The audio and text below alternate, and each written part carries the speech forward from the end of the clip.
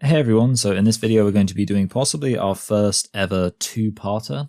So I'm going to try not to ramble too much at the beginning. I just wanted to say, of course, that if you're not aware, again, because I don't know, I haven't clarified this that many times yet, what we're doing here is doing extra videos for Patreon, which are basically videos that I just would not do on YouTube anymore. I've already mentioned that my plan with the kind of YouTube channel is to have it so every single video I make is a video that I'm like, yes, this kind of needs to be said. I know it's almost kind of arrogant in a way to be like, this needs to be said. But you know what I'm saying? Like basically a video where it's not just like, oh, someone said something, so I might as well respond to it, but more like, no, I actually have a really big desire to respond to this video and to say something, and I think that my opinion on this thing really matters. But of course, that leaves a massive gulf between like stuff that's not worth responding to at all and stuff that's really worth responding to and really worth making a point about. And in that gulf lies many videos such as the video we're going to be responding to today. And this video is called Gender Theory for Dudes, and it's videos that are going to be talking about trans identity or talking about trans ideology, but perhaps not necessarily in a way that's very interesting or very original, or just worth kind of engaging with in a serious way, but could still be entertaining to talk about, basically. So that's what we're going to be doing today. We're going to be jumping into this video. This video is an hour and 16 minutes long. Because these are little extra videos, I obviously don't want to spend too long on them, and of course I also don't want to mean that you guys have to sit there for ages. And the other thing is, there is a limit. This is more so on Subscribestar, but there is also a slight limit on Patreon. I've also got a whole sun thing going on, just ignore that. Lighting. Anyway, look, okay, here's the thing. What if I give myself all the lighting? Should we see how... There we go. I guess that's not so bad. I just feel like what will happen is a cloud will go in the way, suddenly it will be pitch black, and then, so I think I'll go back down anyway. Sorry, I said I wasn't going to ramble, and now look at me.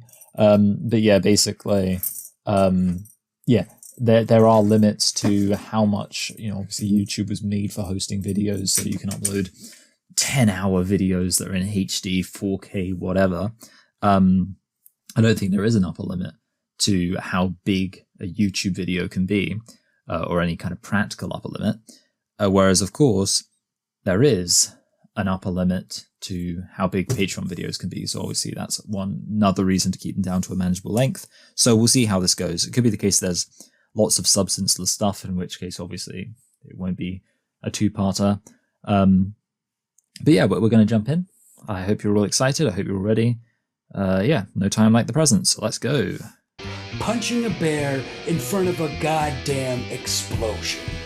Yeah, you could say I know a thing or two about being a man.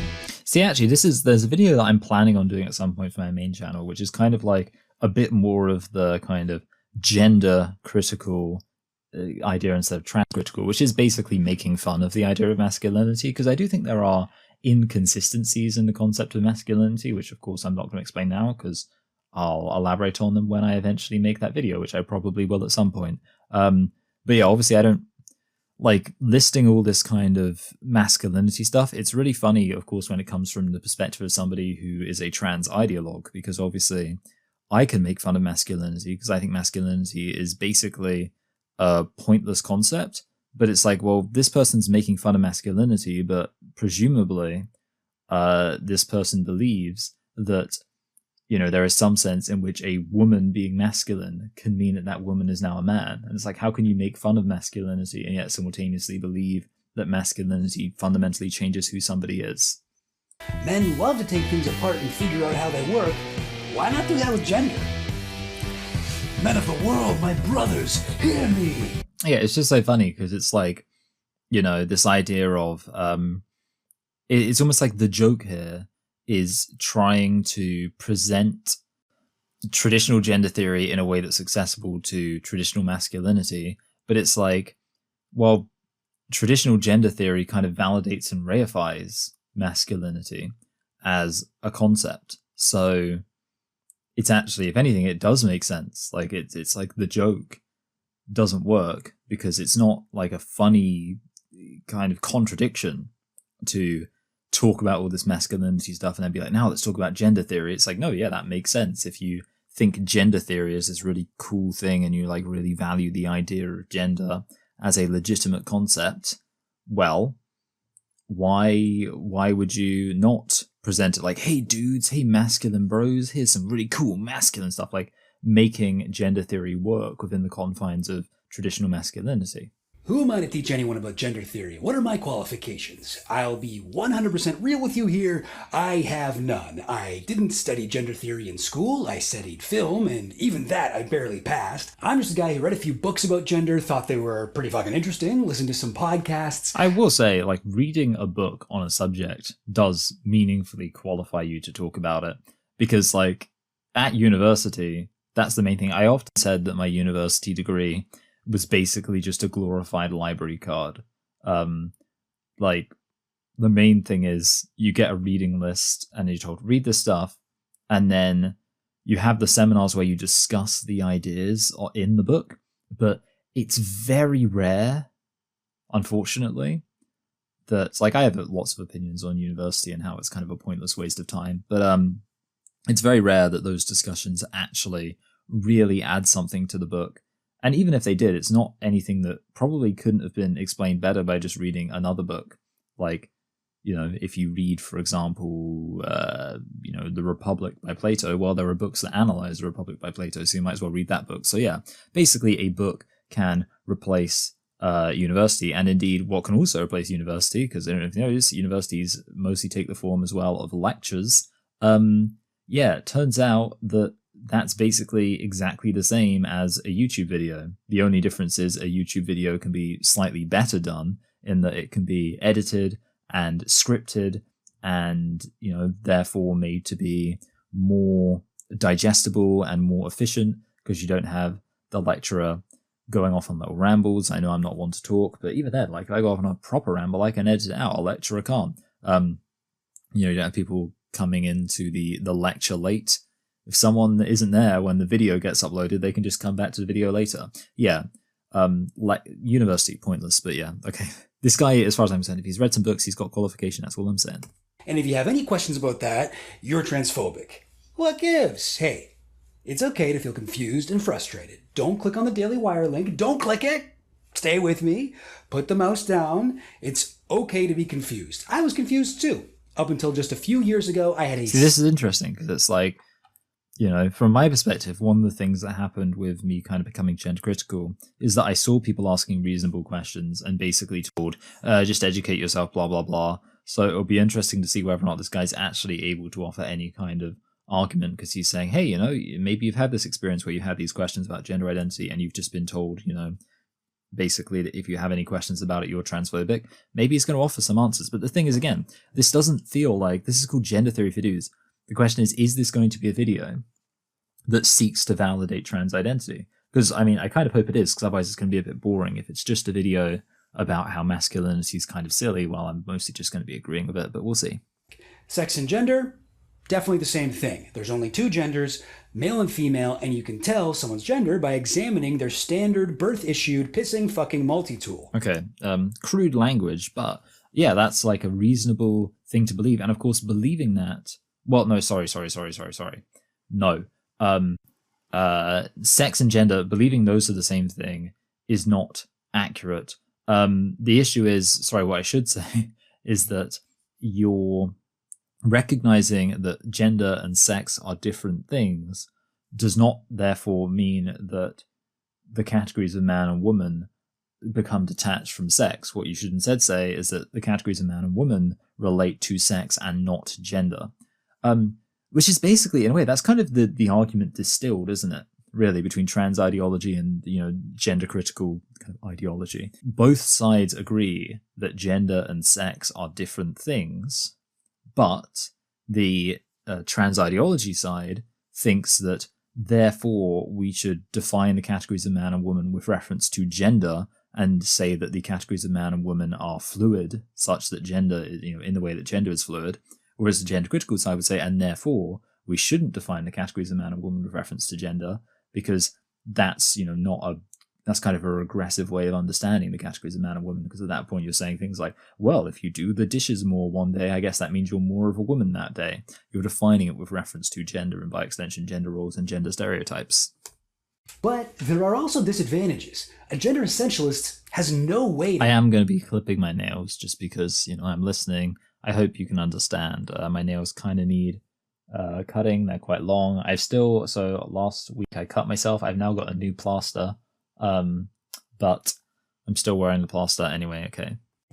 Comprehend trans people. They cannot account for the existence of intersex people. Sorry, and they may okay. be confused or even feel threatened by the mere sight of someone behaving or dressing like a different gender. Okay, see, I was wondering that because the first things he mentioned was,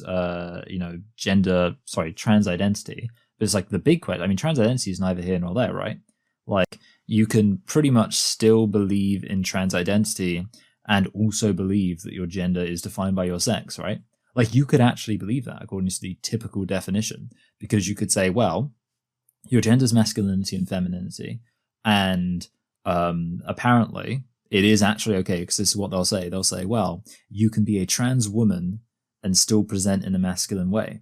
So you could be a biological male who presents in a masculine way, but identifies as a woman, and that means you're a trans woman, and therefore someone could literally still believe that all men or all males are masculine, but simultaneously think that trans identity is valid. So it's not actually a kind of contradiction.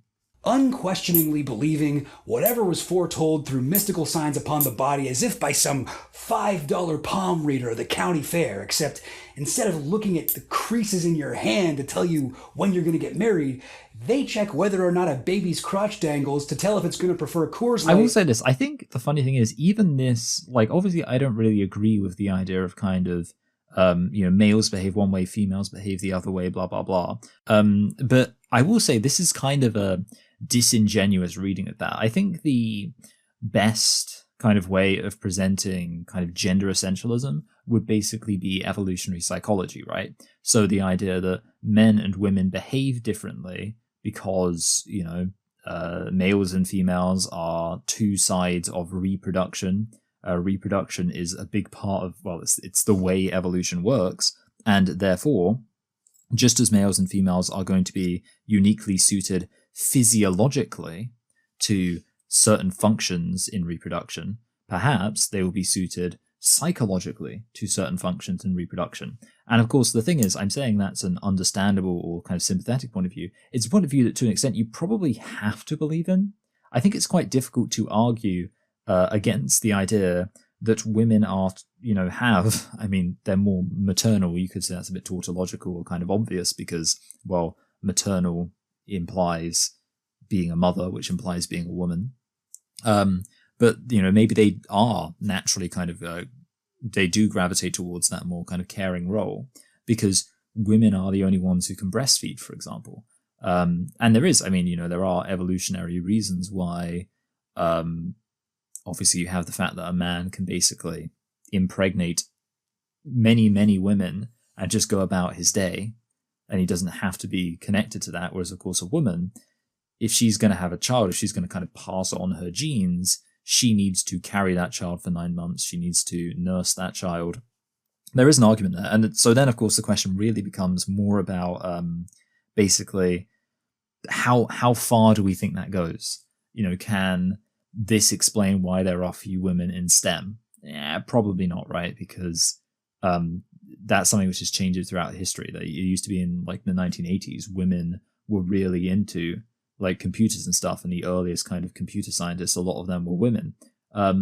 So that would be silly. And that's the thing. Like, there are people who obviously take it way, way, way too far. The other question is, of course, is this something that can be socialized out? Like, is it possible that even though, in terms of evolutionary psychology, in a complete state of nature, you might find that men behave one way, well, in a society, could we, through things like kind of mandating that if the woman takes maternity leave, the man has to take paternity leave as well? So basically it forces both sides to take an equal role in taking care of children.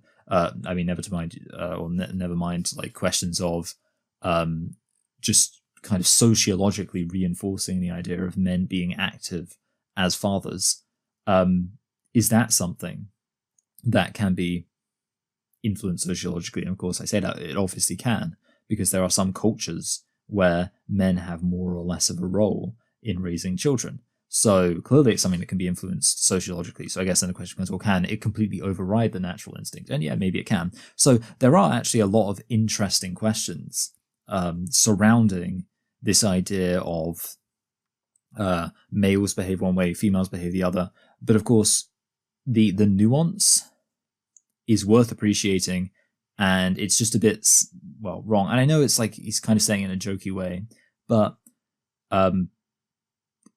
I feel like if you're going to kind of make a video like this, you kind of have to engage with all the ideas at least somewhat seriously, and basically acting as if it's like equivalent to, like, it's, evolutionary psychology. It makes sense. There is a logic to it. So to act as if it's equivalent to just saying like, oh, we're kind of magically, mystically reading your genitals, and your genitals have some kind of magical power to influence the kind of person you're going to be. No, that's not really what it's about, is it? Sex and gender are different. So you got sex, which is basically whatever genitals you are. I was thinking, by the way, like, sex and gender are different. Pretty much everyone should be able to agree with that. Because even if you think that, like, all males are masculine, you would still think, you'd still recognize they're different, right? Because it's possible that there is a situation where something might be true of every single member of a group, but that doesn't mean that that is the definition of being that thing. I was trying to think of an example. I can't really be bothered to think of one, but you get what I say. I mean, like, if it were hypothetically true that every single maths teacher wore glasses, would that therefore prove that being a maths teacher and wearing glasses are the same? No. So, that's just a goofy example, but you can see what I mean there. Even the people who think like, well, males are masculine, like, no one actually thinks all males are masculine, because of course one of the things, if you're kind of a conservative traditionalist, that you're going to be angry about is the fact that there are males who are not masculine. So that's kind of the weird thing about like traditional like gender ideas. It's simultaneously claiming that, well, we believe what we believe because that's just how reality is, but then also getting angry at the fact that sometimes reality isn't like that. Like saying, well, we just believe that males are masculine because that's just the reality of the situation. But then also we're angry because lots of males aren't masculine. That's something which, is a bit silly. Gender is a social and cultural reality, not a biological one. Important note here, because this can get confusing. It's actually really difficult because I can't really put pressure on this thumb really without it hurting. Yeah. And that makes it difficult to cut nails because it requires some pressure. So I managed to do this hand. I should have anticipated that this hand would be a bigger challenge. None of us fit every single gender stereotype you'd assume based on our genitalia. Some of us realize that whatever gender is associated with our dick or pussy is completely untrue for us as an entire category. These are trans people who face the reality that being perceived according to their sexed body is discordant with their gendered truth. Again, so the problem is here, like, the whole time you've been talking about gender, you've been talking about it as masculinity and femininity. So is that how you're defining trans? Like, this is the problem. Like, they always say, oh, well, we're not actually saying that people are defined 100% with reference to these sexist stereotypes and blah, blah, blah, blah, blah. But the way they talk about it, every single time, like, so many of them do this, they say things that you're just like, well, no, you are, right? You just are defining or talking about this in a way that's clearly more about basically gender, meaning like this guy was talking about gender and the whole time he's talking about like masculinity, femininity, traditional gender roles, blah, blah, blah. And now he's mentioned trans identity and he's immediately related to gender. How is that not saying that trans identity is just about, expression, gender roles? And I'm sure later on, or, if pushed, and maybe even in this video, he will say, oh, well, it doesn't have to be just about gender stereotypes and expression. It can just be about identity. You can just feel like a man or feel like a woman. But right now, you look at the way he's introduced it, he's 100% made it sound just like, and again, I probably haven't played like every single thing he's said because, again, it's an hour and 15-minute video. But basically, when you look at everything he said, that I've shown you, and just bear in mind that take my word for it, or watch the video yourself if you like, when I tell you that he has just been talking about masculinity, femininity, and then he suddenly pivoted to like, oh, and trans is related to this because it's when your gender does not line up with your sex.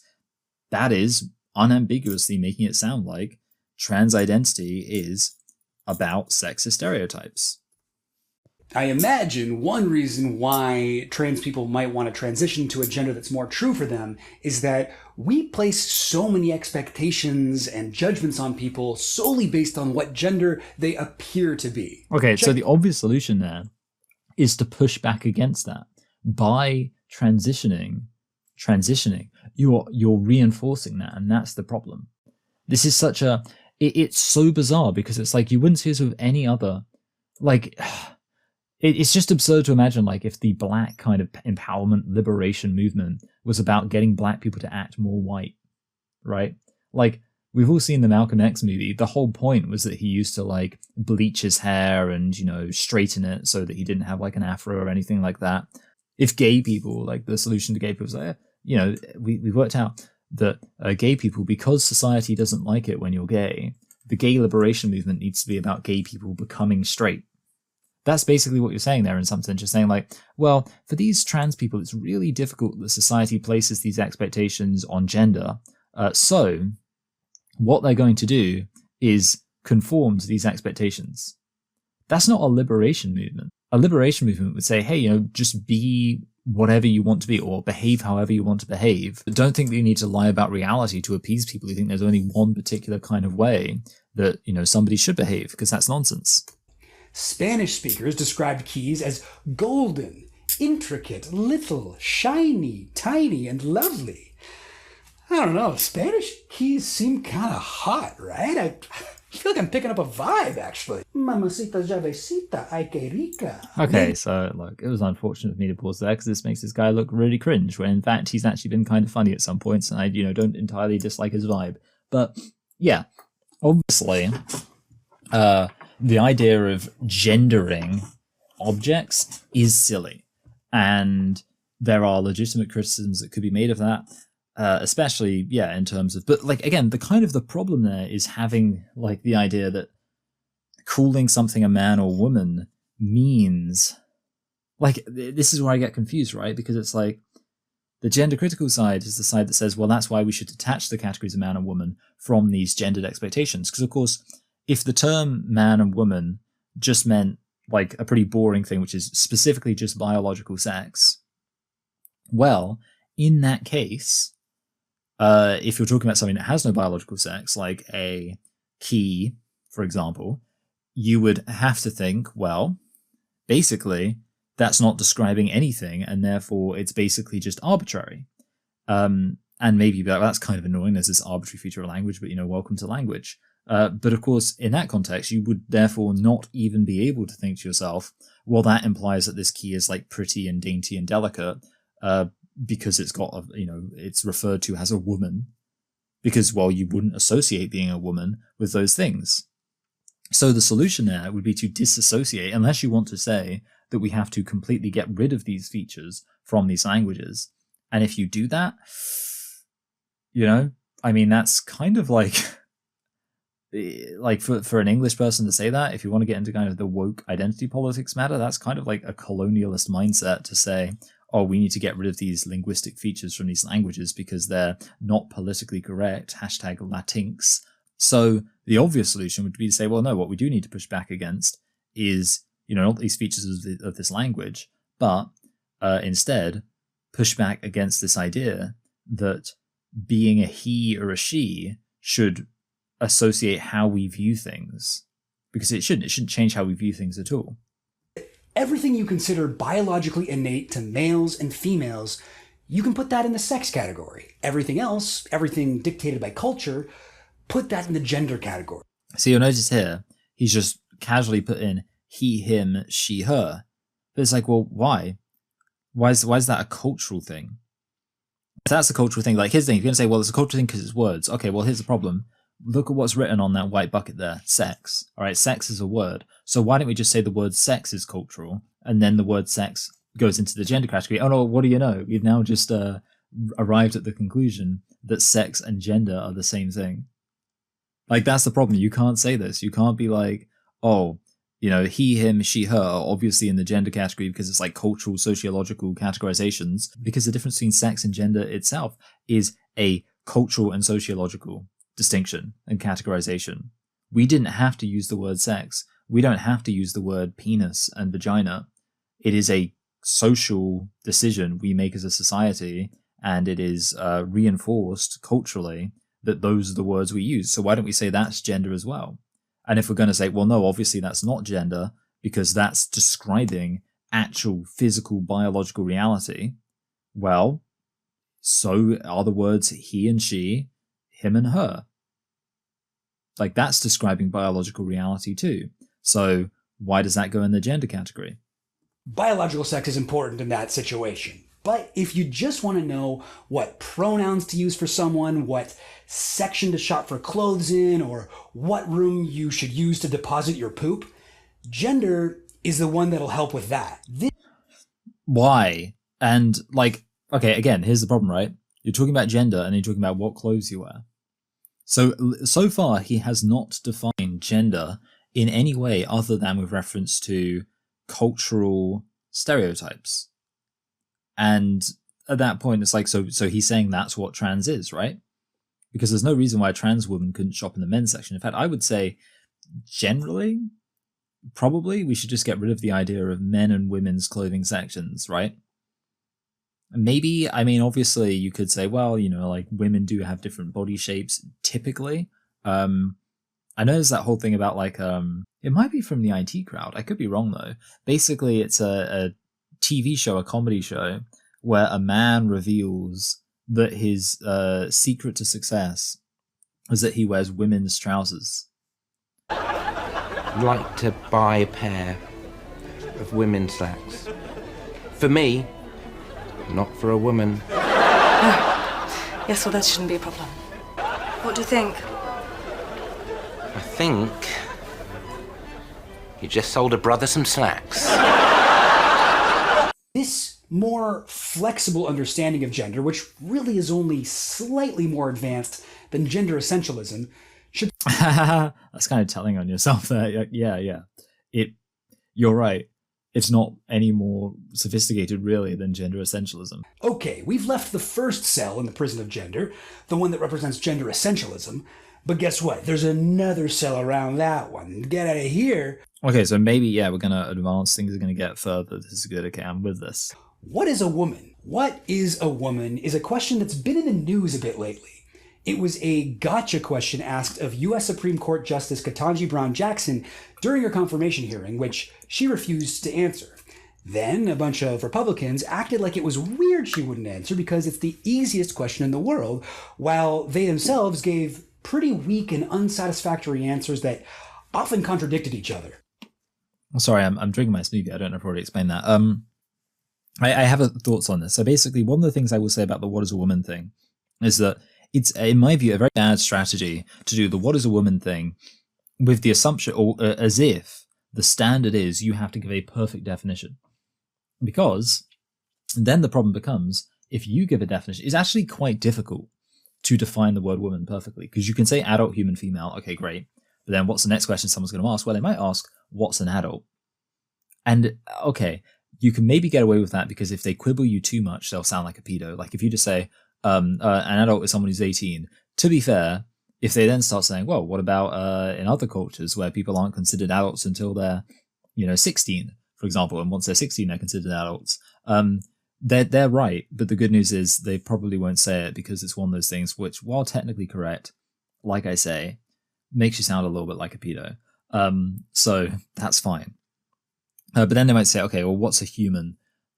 Again, you're probably okay. They might say, oh, so when did like cavemen, like kind of Neolithic people or whatever, probably Neolithic's too late, like Homo erectus or whatever, when did they become women? Like when did they go from just being like female hominids to actually being women? Okay, that could be a bit annoying, but again, it's if the standard is you have to define the word woman perfectly, and it's like, yeah, you can't define what a woman is in a way that makes perfect sense. Well, people might ask these questions, but of course the big one they might ask is, well, what's a female?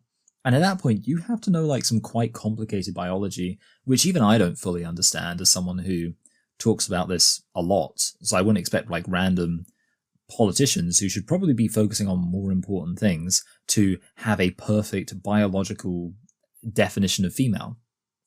So, and then they might say kind of an imperfect definition, like, well, it tends to be someone with a penis and gonads and blah, blah, blah. But that's the point for me.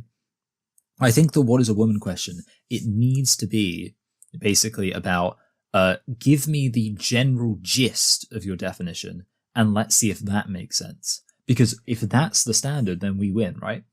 Because the general gist of the gender critical definition of woman makes perfect sense. An adult human female, what's a female? Well, we all know what a female is. Like, come on. Like, generally, it's someone with a penis. Oh, sorry, the opposite. Generally, it's someone with a vagina and, ovaries and so on. Typically shorter in form. We could say generally it's someone who makes the large gamete and would, it might be that they're infertile, but we can imagine if they were fertile, we can work out they would probably be making the large gamete. That's good because most people know what that means. Like, based on that definition, people know I'm male. I know this guy's male. We can work it out. Whereas, of course, the trans-affirming definition, if you said, well, just generally, what is your definition of woman? Like, what's kind of the gist? Just give me a rough idea of how you're defining woman. They'd say, a woman is somebody who identifies as a woman. You say, okay, well, that's not a definition. That's not a definition at all because that's circular, right? A woman is someone who identifies as someone who identifies as. You can't include the word you're defining. So, what is it? And then, okay, maybe they'd say like, oh, a woman is. They might say, oh, woman's is generally somebody who like conforms to gender stereotypes of being a woman. Then it's like, well, okay, that's your gender, but that's not really true at all, is it? Like, there are lots of biological males who claim to be women, but then they don't really do that. And then there are biological males who, adopt kind of more feminine ways of dressing and acting, but they would not be considered women. So, this general gist definition doesn't seem to work at all, right? And that's kind of where I would put it, because again, I think like perfect definitions is a really high standard that a lot of people aren't going to be able to clear. But I think if you just say, well, what's the general definition?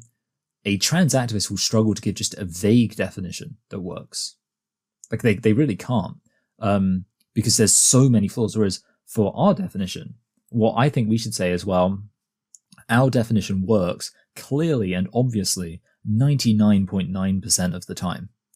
So we're not claiming it's perfect because, to get a definition that absolutely encapsulates all of that 0.01% of like edge cases, we can do it, but it's not worth it. Like, it would be annoying to have that discussion. So let's just keep the discussion simple. Can you give me a definition that works the vast majority of the time? Trans activists can't give a definition that works like 50% of the time, maybe, but like there's so many, like any way you try to define trans identity, there's so many exceptions that you realize it just makes no sense at all. Then there was Usually I angle this so you can see more of my books, I just realized. The belief from the gender essentialists seems to be this. Since the question itself is grammatically simple, the answer should be as well. But okay. He did just say we're moving on from gender essentialism to a different question, which is what is a man? But now he's talking about what is a man or what is a woman in this case. And he's relating it to, he's acting as if the opposition are gender essentialists. But it's like, no, at this point, like you've moved on to something else. So you can't keep claiming that everyone who thinks what is a woman or a woman and a man is defined biologically as a gender essentialist, because a lot of them aren't. But that's not how philosophy works. Philosophy is all about long, winding, complex, sometimes contradictory answers to very simple questions. What is the meaning of life? Okay, that's kind of like a bad thing to say, because it's like, yeah, it is, but it should generally be a case of, I would say, this isn't about philosophy, I think it's about reality in general. Look at the see what I mean about like the daylight, like I go over here, I'm lit up.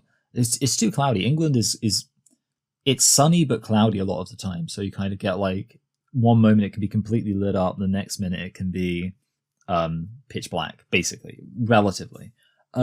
Sorry, anyway, yeah, so I would say, generally speaking, most correct things should be honing in on the truth. So you should have if you're talking about anything, a broad explanation, definition, answer, whatever, argument, and that should explain the majority of the truth.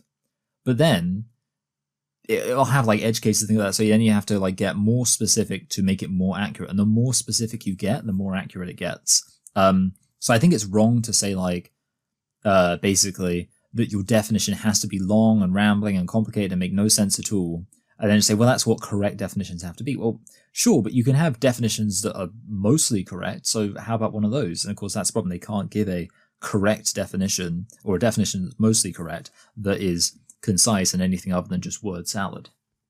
Does free will exist? Why do you have so much lubricant under your...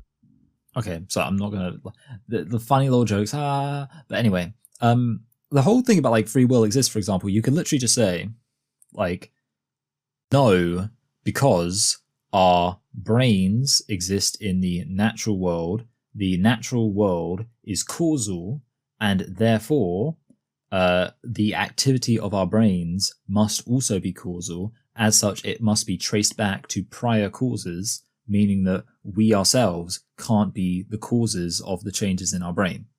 Therefore, free will is like, that's an explanation you give. And sure, is that going to satisfy everyone? Is that going to even make sense to everyone? Is people have arguments against that, that's sure. But that is the basic argument against free will. Like, that's the basic determinist argument expressed in a sentence, pretty much.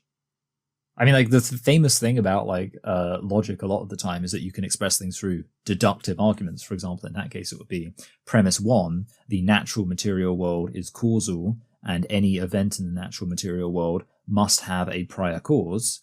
Premise 2, so you probably need 3 premises, I guess, because premise 2 would be, you'd say, if something has a cause prior to it, then it cannot claim to be something that is self-caused, and as such cannot claim to have been freely caused by itself. Premise 3, our brains are part of the natural material world.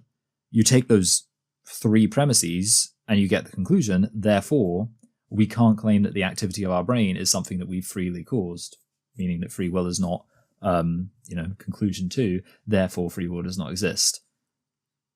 That's like the basic deductive argument against free will, and again, you can express it quite simply.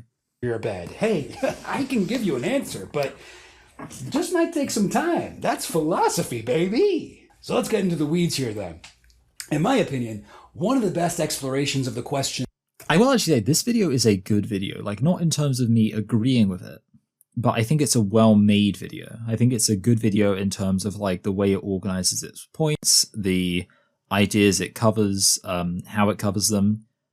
I like to think that I'm like one of the reasons why I think I'm quite good at what I do, if I do say so myself, is that I have an ability to recognize, even if in an idea I disagree with, recognize the quality of the arguments and things like that. And in this case, I think I can recognize that this video is well made and well constructed and the points are well laid out.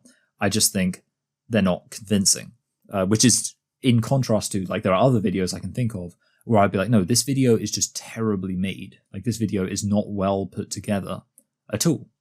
And that's like an important distinction, I think.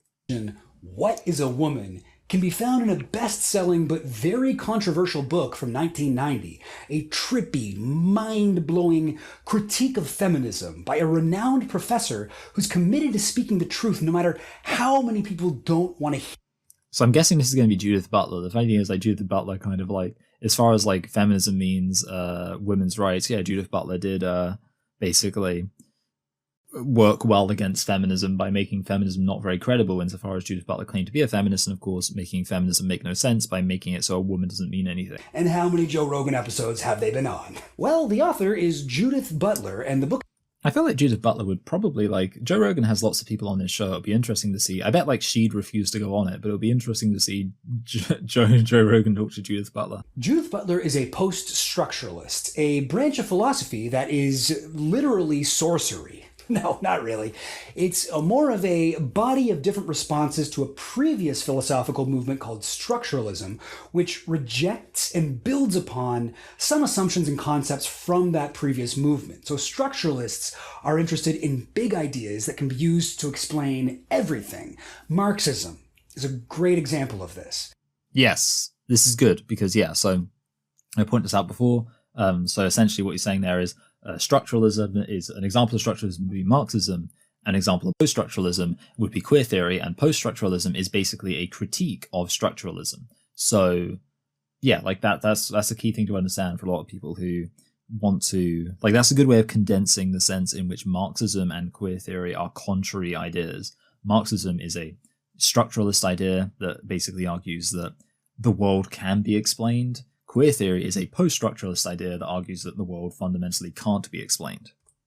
Butler relays the thoughts of various thinkers and expertly picks apart their unconsidered assumptions and incomplete conclusions using leading questions and a lot of words I had to look up in the dictionary. Yeah. Like, Judith Butler, I don't know, is annoying. Like, that's the main thing about Judith Butler. I guess she's a they now, but who cares? Famously wrote just in this way that was completely impossible to understand or decipher. And I'm not about it, frankly. And then read the sentence again. And then go back and read the dictionary definition again. And then sort of realize Judith Butler might be using the word in a way that the dictionary doesn't know about yet. So let me warn you, Gender Trouble is not a book for cowards, okay? Yeah, see, like, that's the thing. Like, you're basically admitting, like, that's it. Like, honestly, I think I've read Gender Trouble twice. And I think I'm going to read it again. Something I mentioned at one point, and I made and have yet to upload my video explaining, like, kind of my goals with Patreon and stuff. But one of them is to reach a point where obviously I'm making enough from Patreon that I'm basically able to do this full time. And if I were to do that, it would mean that I could, for example, say, well, therefore, it's basically my full-time job. I can dedicate like a day each week, like a full day, to reading a book. And in a full day, you can easily read 200 pages. Maybe this book would be an exception because, obviously it's much more dense in both senses of the word. But yeah, like that way you can actually like knock out a whole lot, because that's the thing, like, sorry, I know I'm being distracted, but it's fine. Like, while I haven't read all the books behind me, I have read all of these books, a lot of the books up there that are out of view because they're international relations books, and my university degree is in international relations. You might be like, that's a lot of books, but it's actually not, in that basically if you have free time and you decide I'm just going to read a load of books, you can read, like I say, quite easily 200 pages a day. And in these books behind me, I mean, like, maybe that book's like 200 pages, maybe that book's like when you actually just think about it in terms of number of days, you can read all of these books probably in a month, right? If you're reading a book every single if you're reading a book every single day, you read all these books in a month, and then some probably. So yeah, like, that's it. It's one of those things where, like, I mean, I know it's like an obvious point, but if you do something every day, you're surprised at how quickly it builds up. Sorry, I'm going to ramble a bit more because I just want to say, like, another example is that, I'm on and off, like, I try to be up to date on kind of pop culture stuff. And there's like a lot of pop culture. It's like when it comes to films, there are a few blind spots I have. So I recently put together, using ChatGPT actually, a list of the top 20 grossing films from every single year going back to the 1920s, I should say. And I'm just there's a lot of them here. But you might say, wow, and that's a lot, like top 20, so that's like over, like from the 1920s to the 2020s, that's 100 years right there. So that's 100 years times 20, that is 2,000 films.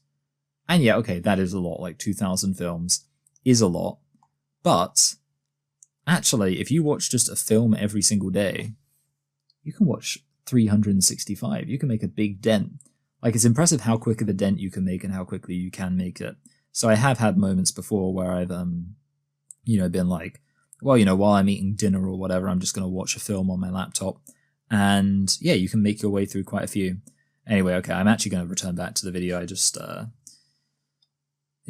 whatever. I've now realized this is definitely going to be 2 parts, so I'm fine with that. Oh, God, my goal is to stop recording in 25 minutes, so let's see. By acknowledging the existence of women, are feminists inadvertently reinforcing an oppressive and constructed gender binary? Yeah, so that's like a thing that someone can say, and if they say that, that's complete nonsense. That's completely regressive. To say acknowledging women exist is as equivalent to being misogynistic, that is such a misogynistic thing to say. Imagine if you said, well, just acknowledging that black people exist. At that point, you're basically being racist. Like, what are you saying about black people if you think that acknowledging their existence is akin to racism? I don't see how that can possibly be understood as a positive thing to say about black people. I don't think it can be understood as a positive thing to say about women. To say, well, if you acknowledge women exist, that's a pretty misogynistic thing. Like, no, because what if you think women exist and they're fine, right? And they're good, even. And most of them are great. Or at least, they're equal with men or whatever. Like, how's that misogynistic? I don't know. I would say denying women exist is more misogynistic, surely. The Second Sex, published in 1949, has been called the most important book in all feminist literature. Okay, so like, if he's just going to explore other people's ideas, I may be able to finally make some progress in this video without having to pause, because I don't really feel the need. But again, I might, because again, I want to respond. If I see something interesting, I want to respond to it. Sorry, sue me. Hey, come on, I'm sorry. Sue me. I don't know. I was trying to be like a New Yorker guy who's just like, hey, sorry for being human, I guess. Like, that's, I imagine, like a kind of like sorry not sorry attitude. That's very New Yorker-y to me. Being a woman is a construction, something that doesn't depend on the situation of one's birth, and it follows that perhaps sex might not need to be connected to gender. Okay, so look, I've said this before, I'll say it again. Simone de Beauvoir, her basic point was that the word woman is used in 2 contradictory ways, one with reference to biological sex, the other with reference to this idealized view of womanhood. And that is true. That is an objectively true statement. People use the word, again, like if anyone's ever said the phrase, men aren't men anymore, they're clearly using the word man in 2 ways that are not the same, because otherwise what they're saying would be incoherent. Most of the time, if someone says men aren't men anymore, what they're saying is men, meaning biological males, aren't men, meaning an idealized view of what it means to be a man, anymore. Simone de Beauvoir is pointing out that you therefore become a woman in the sense of becoming the idealized view of a woman. But I think certainly one could read Simone de Beauvoir's book and conclude for themselves, if not even reading Simone de Beauvoir as concluding this herself, that the solution, therefore, is to put the focus entirely on the biological and to abandon the idealized view of womanhood, because that is the view that ultimately just constrains the behaviors and freedoms of women. And we started doing this thing where we get dressed up in suits and drink whiskey and smoke cigars and watch gangster movies together. And it was awesome. I mean, wearing a suit in general, it feels great. Like, sometimes I'll just put on my suit and hang out at my apartment to feel confident.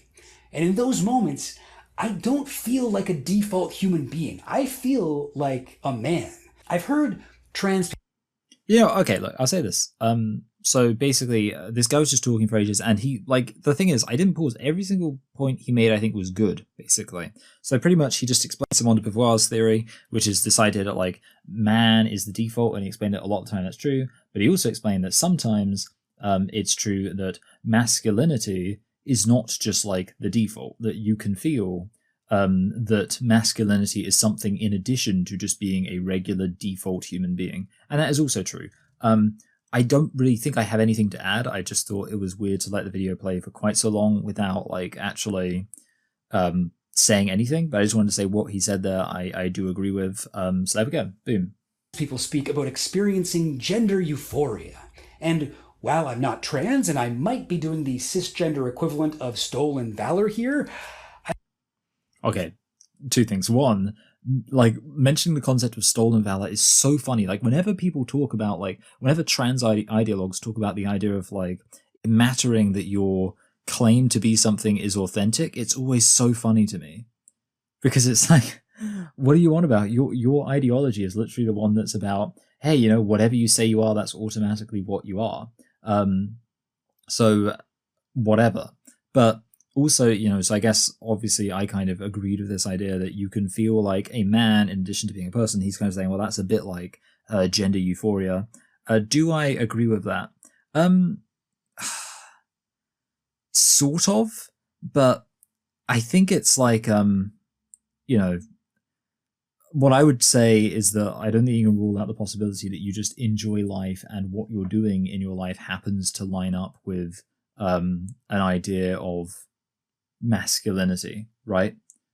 Like if I like wearing a suit and I like how I look in a suit, on some of that I just like the fact, like there are equally masculine things I could wear that I might not like the way I look in. I think just wearing a suit looks good, and yeah, I don't know if I would categorize that as gender euphoria, but I suppose the other thing I should say though is that I've never claimed that not everybody will experience gender euphoria or gender dysphoria, because I think, in fact, the point that everybody does is precisely the problem with trans identity. That trans identity basically says, well, because there's people who have gender dysphoria and gender euphoria, that means they're trans and blah, blah, blah. Like the trans thing extends from that a lot of the time. Whereas what I would say is, no, yeah, I mean, sometimes I might think of myself as being a man or being masculine in a way that makes me feel good. Sometimes I might think about it in a way that makes me feel bad. Sometimes I might feel myself to be more feminine in a way that makes me feel bad, or maybe more feminine in a way that makes me feel good. The point is, none of that has anything to do with whether I'm actually a man or a woman. And that's, I think, really what it comes down to. But there are many ways that this political social system, ostensibly set up in our favor, harms us as well. As Beauvoir pointed out, the options for women to express their gender are in general much more narrow, much more specific, while men... Again, this is something which I could talk about like for ages, but again, I don't think it's that directly relevant to trans identity. Yeah, absolutely, there are ways that gender does harm men or is bad for men. Yeah, and I think there's nuances to that, as there are nuances to a lot of things, but yeah, there's not any point me talking about that. I think I would just say that, again, I suspect I'm generally going to agree with the broad strokes of what this guy says here, as I have for pretty much everything where he's just talking about gender generally and not trying to specifically relate it to trans identity. Are encouraged. The girls' toy aisle is all pink. The boys' toy aisle is every color except for pink. No pink to be found. If a girl wants to get a toy from the boys' aisle, that's generally okay with all but the most rigid. Okay, so I'm just going to predict where he's going here because I think I've worked it out. It's actually an interesting point because at first I was going to be like, obviously he mentioned basically it's more offensive for a biological male to be gender non-conforming as a female than the reverse is, and that's like true. And I was going to explore why that's the case, but I think he's kind of done a good job at it here of basically saying, well, because being a woman or being feminine is often some very specific things, such that a woman almost can't avoid doing those things. Whereas for a man, like a good example would be like football. Football is a kind of masculine thing, but it's also just so everywhere that it's not that shocking when a woman wants to get into football.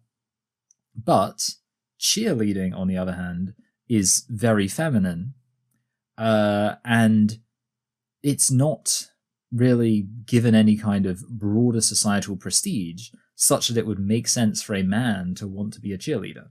Or any, I was going to say ballet, which again, I think ballet is like a weird thing because obviously like there are male ballet performers, but it would generally be considered a kind of more feminine thing to do.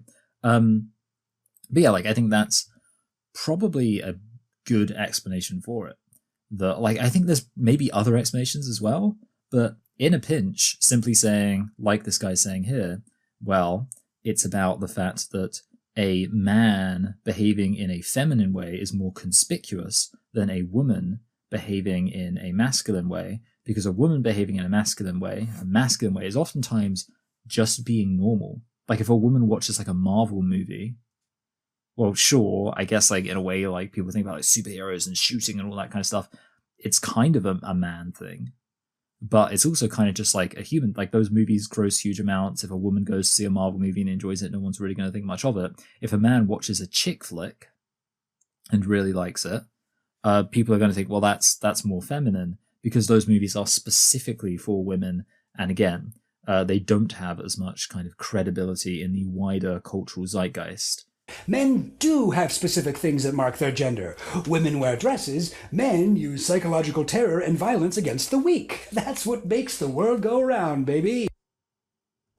Oh god, I feel like there's like some really funny memes about that. Like I've just in my head, like I feel like I've seen so many funny memes about like, you know, men do X. Honestly, like a lot of memes about like gender differences. It's kind of funny because everyone like makes fun of, you know, the stand-up comedians for like talking about the differences between men and women. But in a way, a lot of like Gen Z and millennial kind of meme humor is basically the exact same stuff, but just with kind of a veneer of woke over it, where you're kind of being critical of it, which is not nothing. Like it's you know, if you're going to do it, it's critical, but it's kind of funny how a lot of the time the humor is functionally the same, where it's pointing out, it is just pointing out the difference between men and women, right? Like men will learn everything about Rome before they go to therapy. Like that's the classic line. And it's like, well, really all you're doing there is pointing out men don't like therapy and men tend to like ancient Rome.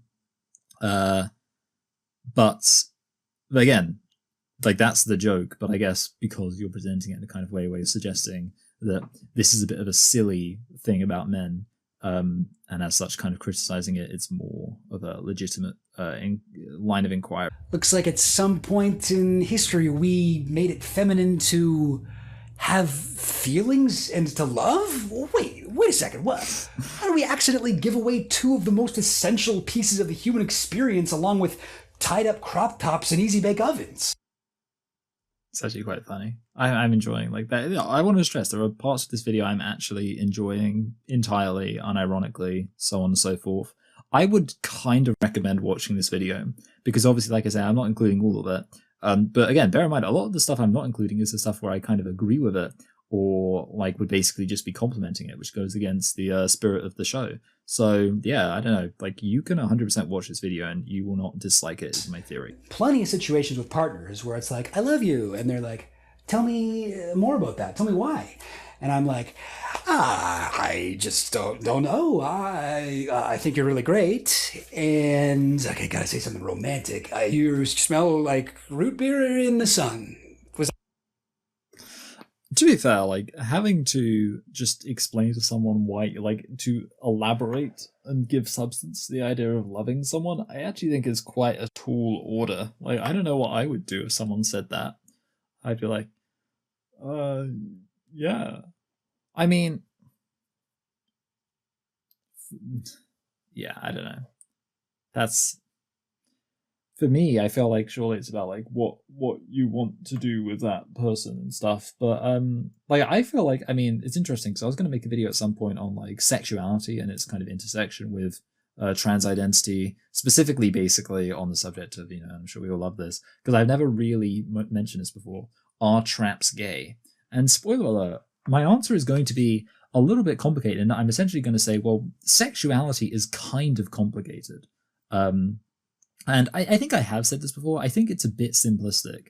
If somebody is attracted to biological females, to then say, well, if you're attracted to a biological male who has gone to insane lengths to look like a biological female, to say if you're attracted to that, that's gay, I think is a bit simplistic, is essentially the conclusion I'm going to reach. There's going to be more to it than that, of course, because it's me. But like, one of the things I want to say is that really, when you think about sexuality for any significant length of time, you're going to kind of realize, like, there's a point at which you kind of start thinking, like, you know, what even is it? What is sexuality? You know, like a word that you just keep saying over and over again until it loses all meaning. That's what I kind of think about anything. If you like any kind of essential human thing, if you think about it too much, we're approaching the point where I wanted to stop this video. That's the end of the video. I think we'll get it done in 2 parts. If we don't, I'll haul ass, as they say, and make sure to get it out. I actually really enjoyed this video. I should say, by the way, this video was not recommended by anyone. It was just in my videos to respond to playlist.